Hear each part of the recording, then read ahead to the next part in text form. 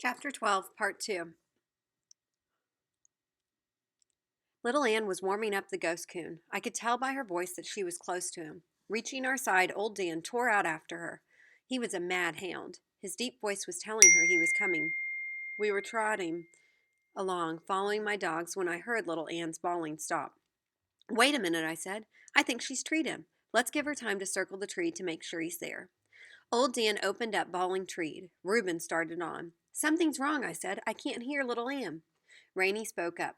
Maybe the ghost coon ate her up. I glared at him.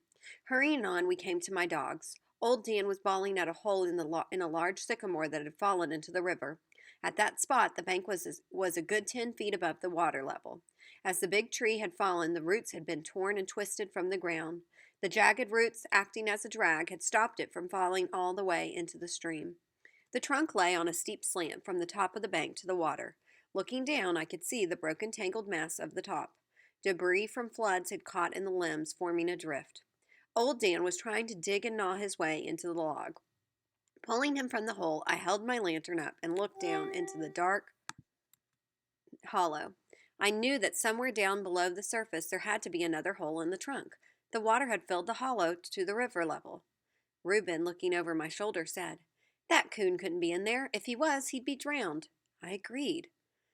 Rainey spoke up. "You ready to pay off?" he asked. "I told you the hounds couldn't tree the ghost coon." I told him the show wasn't over. Little Ann had never bald treed, and I knew she wouldn't until she knew exactly where the coon was.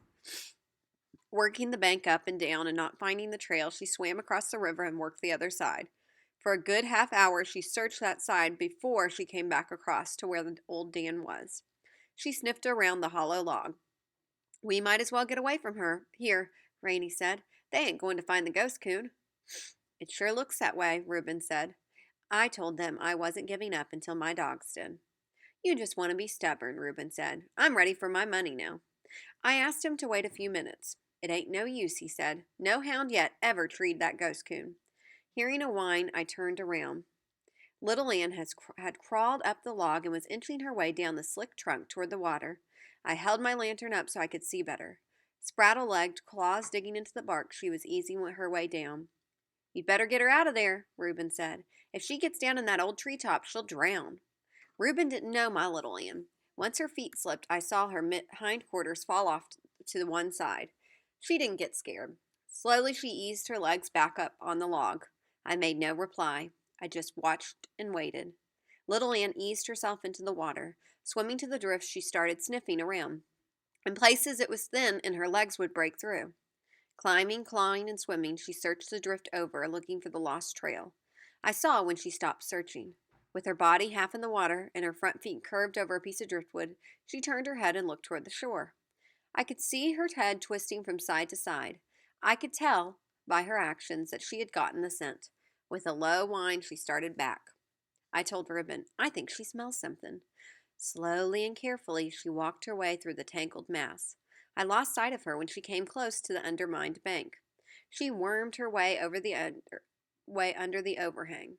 I could hear her clawing and wallowing around, and then all hell broke loose. Out from under the bank came the biggest coon I had ever seen, the ghost coon. He came right out over little Ann. She caught him in the old treetop. I knew she was no match for him in that tangled mass of limbs and logs. He fought his way free and swam for the opposite bank. She was right behind him. Old Dan didn't wait, look, or listen. He piled off the 10-foot bank and disappeared from sight. I looked for him. I knew he was tangled in the debris under the surface. I started to take off my overalls, but stopped when I saw his red head shoot up out of the water. Bawling and clawing his way free of the limbs and logs, he was on his way. On reaching midstream, the ghost coon headed downriver with little Ann still on his tail. We ran down the riverbank. I could see my dogs clearly in the moonlight. The ghost coon was about 15 feet ahead of little Ann. About 25 yards behind them came old Dan, trying so hard to catch up, I whooped to them. Reuben grabbed a pole, saying, "He may come out on this side." Knowing the ghost coon was desperate, I wondered what he would do. Reaching a gravel bar below the high bank, we ran out onto the water's edge. Then the ghost coon did something that I never expected. Coming even with us, he turned from midstream and came straight for us. I heard Reuben yell, "Here he comes!" He churned his way through the shallows and ran right between us. Reuben swung his pole, missed the coon, and almost hit little Ann. The coon headed for the river bottoms with her right on his heels. The bawling of little Ann and our screaming and hollering made so much noise I didn't hear old Dan coming. He tore out of the river, plowed into me, and knocked me down. We ran through the bottoms, following my dogs. I thought the ghost coon was going back to the sycamore log, but he didn't. He ran upriver. While hurrying after them, I looked over at Rainy. For once in his life, I think he was excited. He was whooping and screaming and falling over logs and limbs. I felt good all over. Glancing over at me, Rainy said, "They ain't got him yet." The ghost coon crossed over the river time after time. Seeing that he couldn't shake old Dan and little Ann from his trail, he cut through the river bottoms and ran out into an old field. At this maneuver, Reuben said to Rainy, "He's heading for that tree." "What tree?" I asked. "You'll see," Rainy said. "When he gets tired, he always heads for that tree. That's where he gets his name, the ghost coon. He just disappears." "If he disappears, my dogs will disappear with him," I said.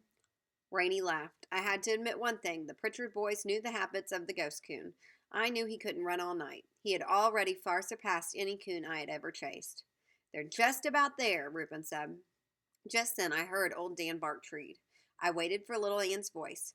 I didn't hear her. I wondered what it could be this time. "He's there all right," Reuben said. "He's in that tree." "Well, come on," I said. "I want to see that tree." "You might as well get your money out," Rainy said. I told him he had said that once before, back on the river.